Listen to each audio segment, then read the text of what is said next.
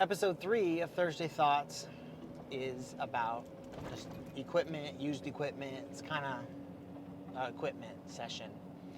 So I was talking to my boss last week just about equipment in general, used equipment, new equipment. We're just kind of talking about stuff. So he said that something that I didn't know because, I've never really bought or sold equipment before, but as he said that the cat equipment, used cat equipment, always sells for more than John Deere. He said even if it's same hours, same specs, same kind of maintenance and stuff, the cat always sells for more.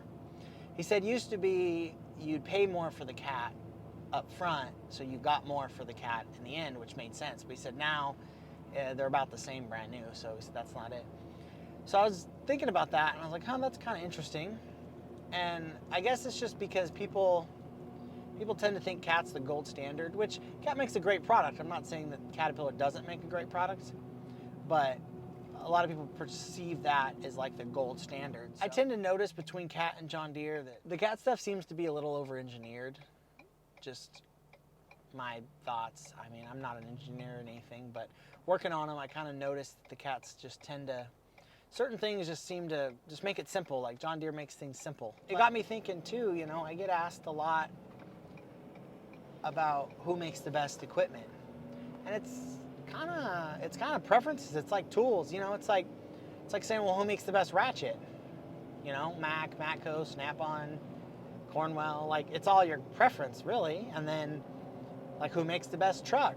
Ford, Chevy, Dodge. Like, who makes the best truck? Like, yeah, you're gonna have a bad truck or a bad whatever. It happens.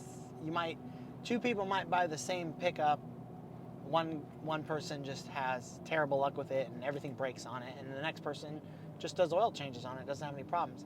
So you're going to have that where there's always going to be something bad. But with equipment, it's kind of like with the ratchet. Like, who makes the best one? Well, who's going to be there to support that ratchet or machine?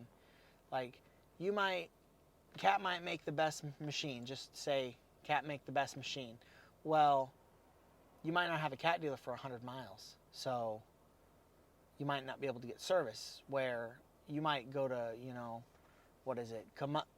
Cabelco, and there might be a Cabelco dealer right there, and they can get you serviced, and because they're all going to break, regardless of how great you take care of it, or your maintenance on it, or how careful you are with the machine. It's going to break. There's no doubt about it. Hoses are going to break or start leaking, things are going to break. It's what it is. So the best machine is in terms of who can get out there to support it the most or the quickest. So if you have a John Deere dealer that's right there that can get to you and get you serviced, then yeah, of course, you're going to pick that machine. And I personally have never ran equipment. Like, I've tested it, stuff. I can dig with a backhoe, but I have no idea, like, any of the nuances of the machine. So, and there are different operators. Like, we had one operator that they operate a Deere 350, and it needed a bunch of work, so it went to the shop, and they got a cat, and the guy hated the cat 336, so he hated it.